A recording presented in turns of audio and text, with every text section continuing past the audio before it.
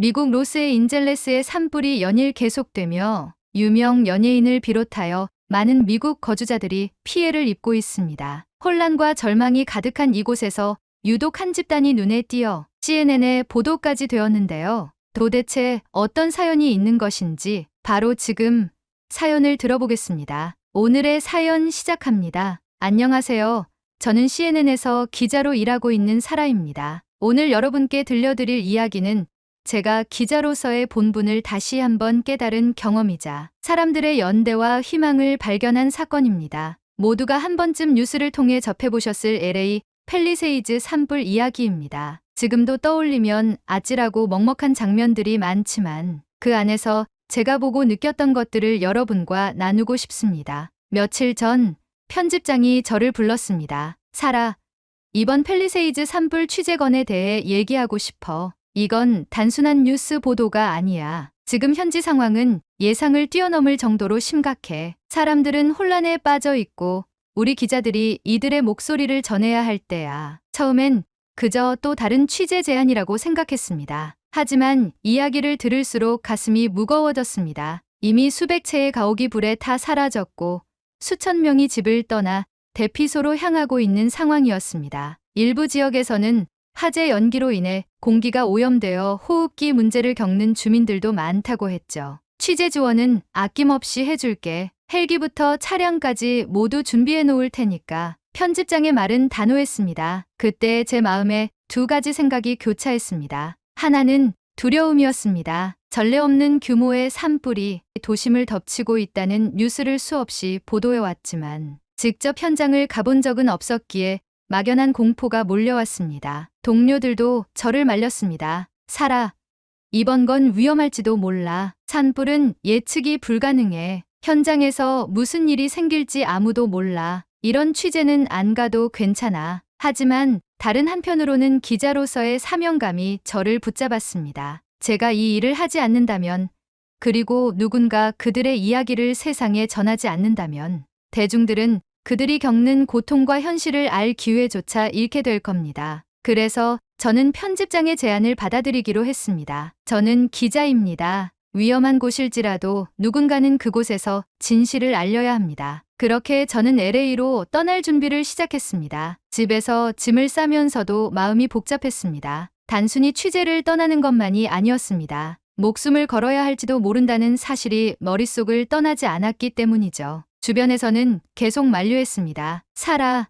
생각 잘해. 너는 정말 용감하지만 이번엔 정말 위험할 수 있어. 하지만 저는 이런 대답만 했습니다. 산불로 집과 가족을 잃은 사람들에 비하면 제 두려움은 아무것도 아니에요. 다음 날 편집장이 준비한 헬기에 올랐습니다. 헬기의 프로펠러가 천천히 돌아가며 굉음을 내뿜었고 가슴이 두근거리기 시작했습니다. 창밖으로 보이는 LA의 도심은 여전히 평화로워 보였지만 멀리 보이는 연기가 점차 제 시야를 사로잡았습니다. 저와 함께한 카메라맨도 긴장한 기색이 역력했습니다. 조종사가 말을 건넸습니다. 곧 산불 지역 상공에 도착합니다. 지금은 아직 안전하지만 바람 방향이 갑자기 바뀌면 상황이 변할 수 있습니다. 너무 오래 머물지는 못할 겁니다. 그의 경고는 제 긴장을 한층 더 높였습니다. 헬기가 점점 산불 지역에 가까워지자 멀리 보이던 연기는 단순한 연기가 아니었습니다. 거대한 불길이 대지를 삼키며 끊임없이 번지고 있었습니다. 처음에는 단순히 나무와 풀만 불타고 있는 것 같았지만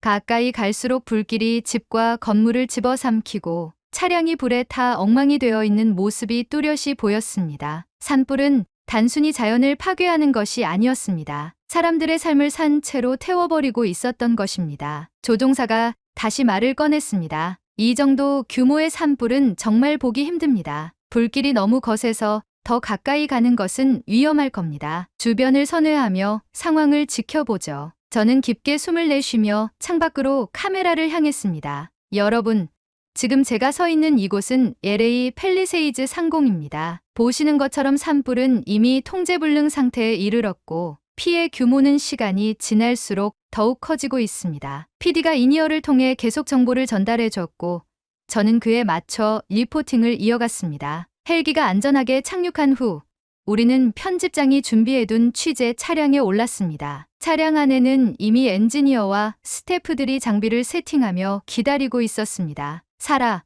여기서부터는 실시간으로 방송을 진행할 거야. 피해 상황을 최대한 생생하게 전달하자. 저희는 차량을 타고 피해 지역 곳곳을 다니며 취재를 이어갔습니다. 곳곳에서 주민들이 울부짖는 소리와 대피소로 이동하는 행렬이 보였습니다. 사람들은 집과 가족을 잃은 채 어디로 가야 할지 모르는 듯 보였습니다. 그날 저녁 취재를 마치고 호텔에 도착했을 때 저는 긴 한숨을 내쉬며 하루를 돌아봤습니다. 그리고 다시 한번 깨달았습니다. 기자로서 이곳에 온 것이 결코 쉬운 선택은 아니었지만 반드시 필요한 일이었다는 사실을요. 이 이야기를 세상에 알리지 않는다면 이들의 고통은 영원히 묻히고 말았을 겁니다. 하지만 이 모든 것은 단지 시작에 불과했습니다. LA에서 제가 마주할 할 진짜 이야기는 그 이후로 펼쳐지기 시작했습니다. 다음 날 아침 LA의 하늘은 여전히 검붉은 연기로 덮여 있었습니다. 태양이 떠오르긴 했지만 짙은 연무 속에서 희미한 빛만 겨우 비추고 있었습니다. 저는 취재팀과 함께 다시 차량에 올라타 피해 현장으로 향했습니다. 어제의 헬기 취재로 상황이 얼마나 심각한지 알았다고 생각했지만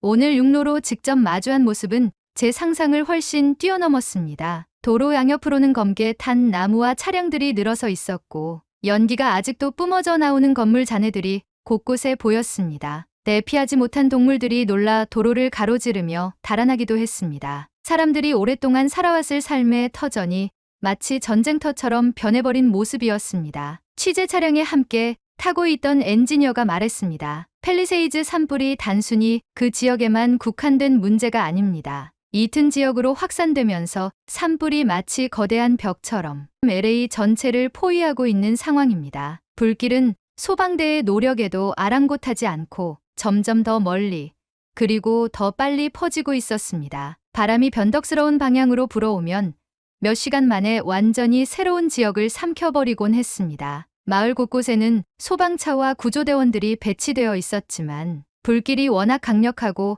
속도가 빨라 한정된 자원으로는 역부족이었습니다. 도로 곳곳에는 대피소로 향하는 차량들이 줄지어 늘어서 있었고 길가에는 짐을 챙겨 걸어가는 사람들도 보였습니다. 저희는 대피소 중 한 곳에 들러 주민들의 이야기를 들어보기로 했습니다. 대피소 안은 사람들로 북적거렸습니다. 임시로 설치된 텐트와 매트리스, 구호 물품들 사이에서 서로를 위로하며 울고 있는 가족들이 보였습니다. 그중 한 여성은 눈물을 닦으며 이렇게 말했습니다. 모든 걸 잃었어요. 저희 집은 완전히 불에 탔습니다. 대피하라는 방송이 나왔을 때 이미 불길이 집 가까이까지 다가와 있었어요. 그나마 가족들과 무사히 대피한 게 다행이죠. 하지만 어디로 가야 할지 모르겠어요. 저는 그녀의 말을 듣고 가슴이 먹먹해졌습니다. 기자로서 이 순간을 기록해야 한다는 의무감과 한 인간으로서 이들의 고통에 공감하지 않을 수 없다는 감정이 교차했습니다. 그때 한 동료가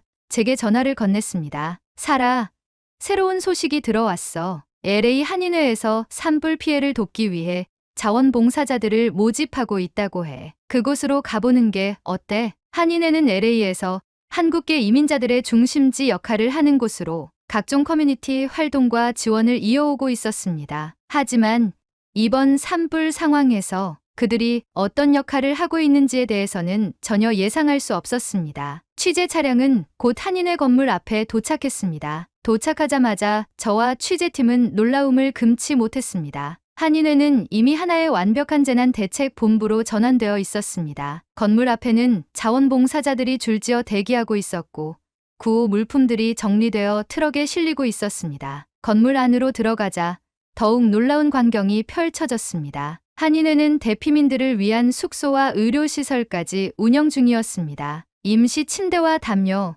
식량, 약품들이 한쪽에 잘 정리되어 있었고 한인회 직원들과 자원봉사자들이 바쁘게 움직이며 사람들을 돕고 있었습니다. 한 직원이 저희를 맞이하며 상황을 설명했습니다. 우리는 이번 산불이 얼마나 심각한지 처음 보고받았을 때 즉시 대응 계획을 세우기 시작했습니다. 자원봉사자들을 모집하고 구호 물품을 준비했으며 대피민들이 안전하게 머무를 수 있는 공간을 만들었습니다. 여기서부터는 단순히 한인들만을 위한 일이 아닙니다. 이 지역의 모든 사람들이 우리 이웃이니까요. 그의 말에 가슴이 뜨거워졌습니다. 한인들이 이 지역에서 얼마나 유기적으로 뭉쳐 있는지, 그리고 단순히 자기들만을 위한 것이 아닌 공동체 전체를 위한 노력을 하고 있다는 사실에 감동했습니다. 그리고 그곳에서 유독 눈에 띄는 한 사람이 있었습니다. 그는 마치 한인회를 움직이는 중심축처럼 보였습니다. 자원봉사자들에게 지시를 내리고 물품을 분류하며 재난민들에게 필요한 물품을 직접 전달하기까지 쉴 새 없이 움직였죠. 한인회 직원들마저 그를 의지하는 모습이었습니다. 한 직원이 제게 다가와 귓속말로 말했습니다.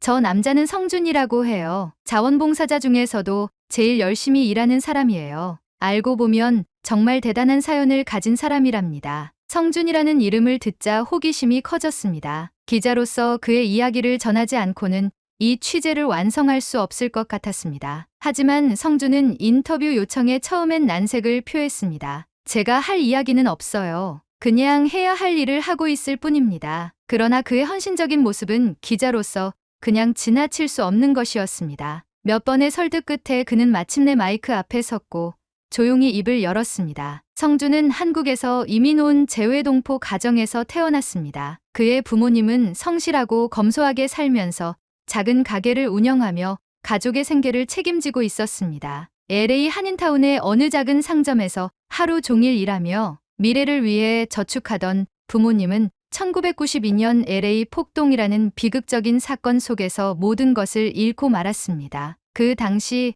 LA 전역은 폭력과 혼란의 소용돌이에 휩싸여 있었습니다. 성준의 부모님은 가게를 지키기 위해 남아 있었지만 폭도로 인해 가게가 불타오르고 그 자리에서 생명을 잃고 말았습니다. 겨우 10살이었던 성준은 부모님의 사망 소식을 듣고 세상이 무너지는 것 같은 충격을 받았습니다. 그때 저는 정말로 모든 걸 잃었다고 생각했어요. 부모님도, 집도, 미래도 다 사라져 버렸죠. 제가 할 수 있는 건 아무것도 없었습니다. 그저 혼자서 울고 있을 뿐이었죠. 그의 목소리는 떨렸고 눈에는 미처 숨기지 못한 슬픔이 스쳤습니다. 하지만 그는 곧 미소를 지으며 말을 이어갔습니다. 저를 도와준 게 바로 한인회였습니다. 부모님이 돌아가신 뒤 저는 정말 갈 곳이 없었어요. 하지만 한인회에서 저를 받아줬고 학비와 생계를 지원해주며 제가 다시 일어설 수 있도록 해줬어요. 한인회는 단순히 경제적인 지원만 한 것이 아니었습니다. 성준에게는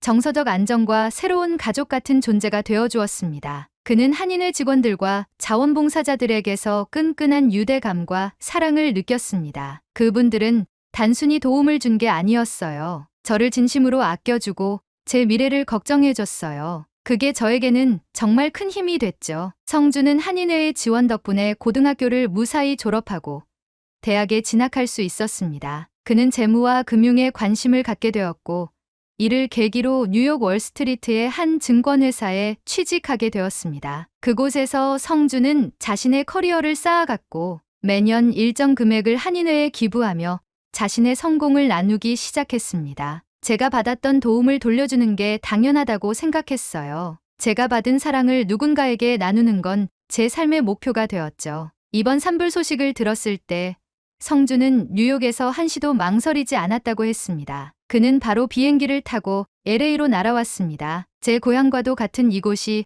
위기에 처했다는 소식을 듣고 가만히 있을 수 없었어요. 제가 받은 도움을 다시 돌려줄 기회라고 생각했죠. 성준은 한인회에서의 경험과 재난 대처 능력을 바탕으로 산불 피해 대책을 세우는 데 주도적으로 참여했습니다. 그는 자원봉사자들을 조직하고 구호 물품을 나누며 이재민들을 직접 도왔습니다. 재난 상황에서도 성준은 누구보다 침착하고 열정적으로 일을 했습니다. 성준은 이렇게 말했습니다. 제가 어렸을 때 느꼈던 그 절망감을 누구도 느끼지 않았으면 좋겠어요. 그래서 할 수 있는 모든 것을 하고 싶습니다. 제가 도울 수 있는 한 이곳에 머물면서 끝까지 사람들을 돕겠습니다. 성준의 이야기는 단순히 개인의 성공과 헌신으로 끝나지 않았습니다. 그의 삶은 한인회라는 공동체가 가진 힘을 보여주는 산 증거였습니다. 한인회는 1992년의 아픔을 딛고 일어서며 이번 산불에서도 사람들에게 새로운 희망을 주는 중심 역할을 했습니다. 한인회는 단순히 제가 자란 곳이 아니에요. 제 가족이고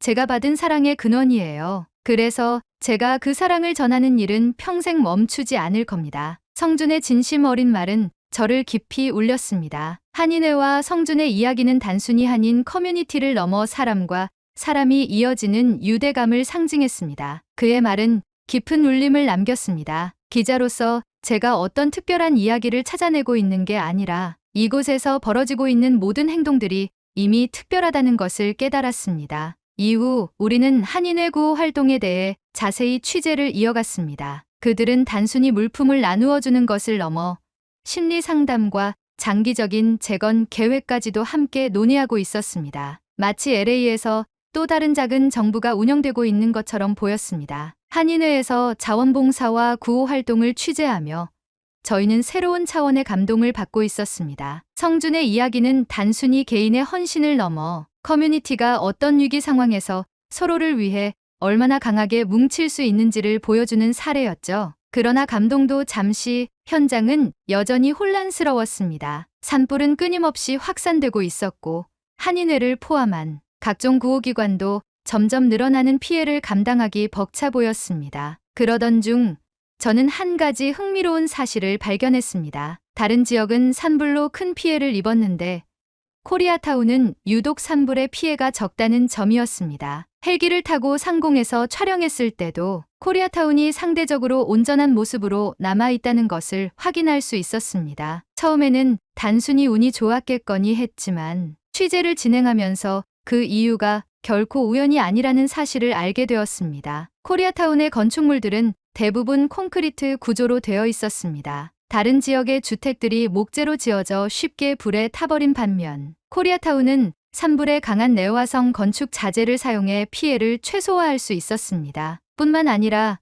상업 건물과 주택에는 효율적인 스프링클러 시스템이 설치되어 있었습니다. 한인들은 오랜 시간 동안 작은 가게에서부터 대규모 사업체까지 운영하며 안전과 효율성을 중요시해왔고 그것이 이번 재난에서 빛을 발하게 된 것입니다. 코리아타운에 거주하는 한 주민이 제게 말했습니다. 우리는 항상 대비하고 준비하는 것이 중요하다고 생각해요. 산불이 아니더라도 지진이나 폭동 같은 위기가 언제든 닥칠 수 있잖아요. 그래서 건물을 지을 때부터 안전에 신경 썼어요. 이런 준비성 덕분에 코리아타운은 단순히 자신들만을 보호한 것이 아니었습니다. 그들은 이 재난 상황에서 피해를 입은 사람들을 위해 자신의 공간을 적극적으로 열어주고 있었습니다. 내피소로 활용되고 있는 건물들은 대부분 한인들이 소유한 공간이었고 이들은 기꺼이 문을 열어 이재민들을 받아들였습니다. 한편 코리아타운의 이런 놀라운 대응에도 불구하고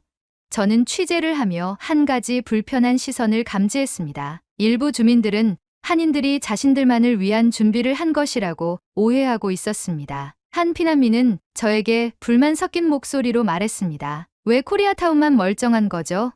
우리 지역은 전부 불타버렸는데 그 사람들은 마치 자기들만을 위해 준비한 것 같아요. 그의 말은 단순한 질투나 불만이 아니었습니다. 그는 자신의 삶의 터전이 모두 불타버린 상황에서 상대적으로 안전하게 남아있는 코리아타운의 모습에 씁쓸함을 느낀 것 같았습니다. 하지만 저는 취재를 통해 그들이 잘못된 판단을 하고 있다는 것을 알았습니다. 한인들은 단순히 자신들만의 안전을 도모한 것이 아니었습니다. 그들은 이번 재난 상황에서도 지역 사회와 연대하며 무조건적인 도움을 아끼지 않고 있다는 점을 보여주고 있었습니다. 이 오해를 풀기 위해 저는 한인회의 구호 활동을 좀 더 깊이 취재하기로 했습니다. 코리아타운의 중심부에 위치한 한 상업 건물에서는 대규모 구호 물품 배포 작업이 진행 중이었습니다. 한인회와 자원봉사자들이 물품을 정리하고 이재민들에게 나눠주는 모습이 인상적이었습니다. 특히 많은 한인 가정들이 자신들의 집을 이재민들에게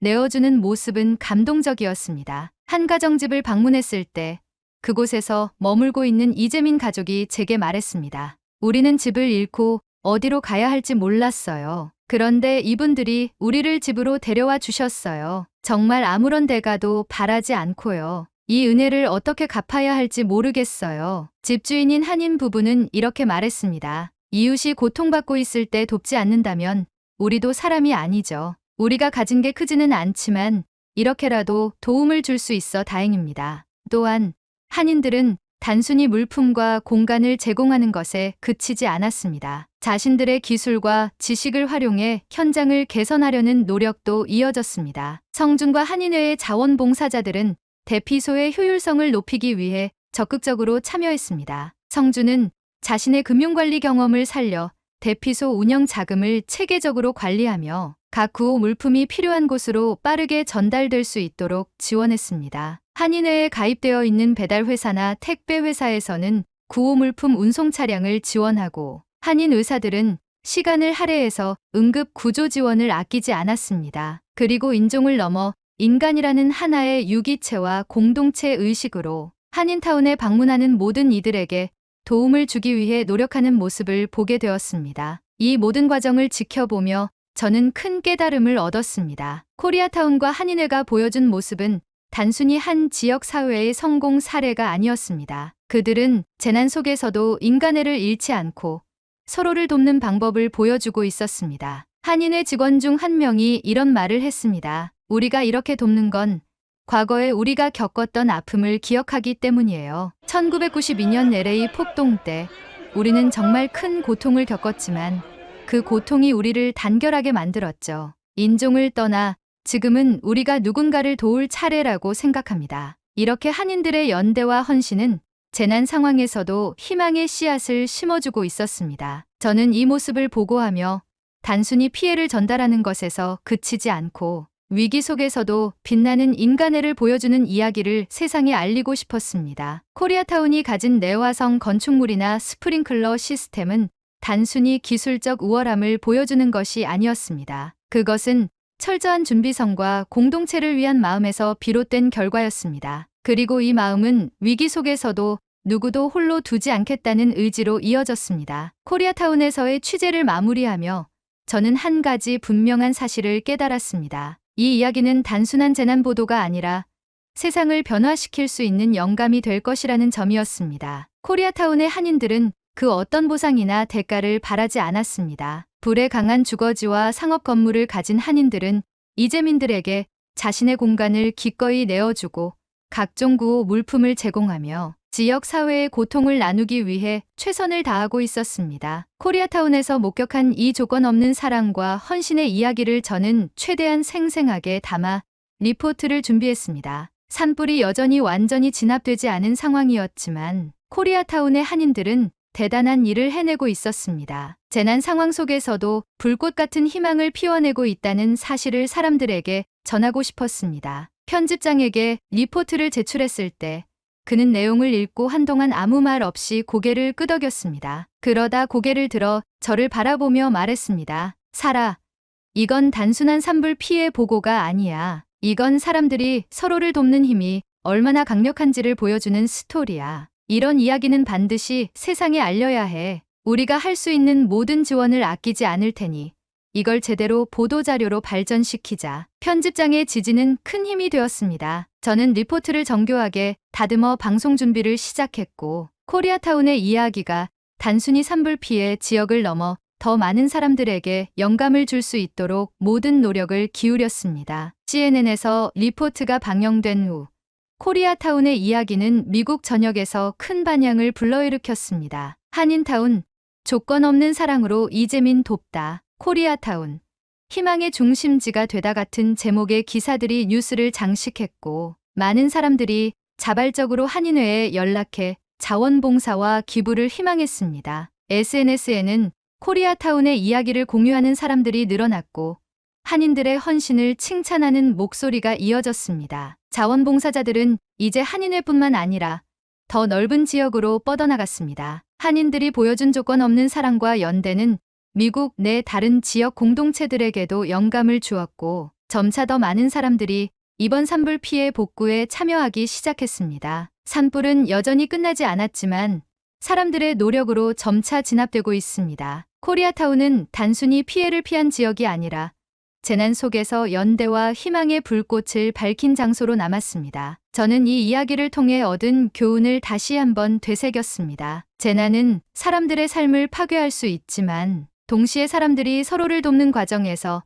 더 큰 공동체 의식을 발견할 수 있는 기회를 주기도 합니다. 제 리포트의 마지막 문장은 이렇게 끝났었죠. 코리아타운의 한인들은 단순히 자신들의 공간을 지킨 것이 아니라 더 큰 공동체를 위한 희망의 씨앗을 심었습니다. 이 작은 불꽃은 점점 더 많은 사람들에게 전해지고 있으며 언젠가는 세상을 밝힐 거대한 빛이 될 것입니다. 보도가 끝난 후 저는 수많은 메시지를 받았습니다. 한인들의 이야기를 통해 저도 무언가 할 수 있다는 용기를 얻었습니다. 라는 한 미국인의 메시지는 특히 기억에 남았습니다. 산불은 언젠가 완전히 꺼질 것입니다. 그러나 이번 코리아타운의 이야기는 단순히 불길을 이겨낸 사례로만 남지 않을 것입니다. 그것은 희망과 연대, 그리고 무조건적인 사랑이 얼마나 강력한 힘을 가질 수 있는지를 보여준 불멸의 불꽃으로 기억될 것입니다. 저는 이 이야기를 취재하면서 기자로서의 소명뿐만 아니라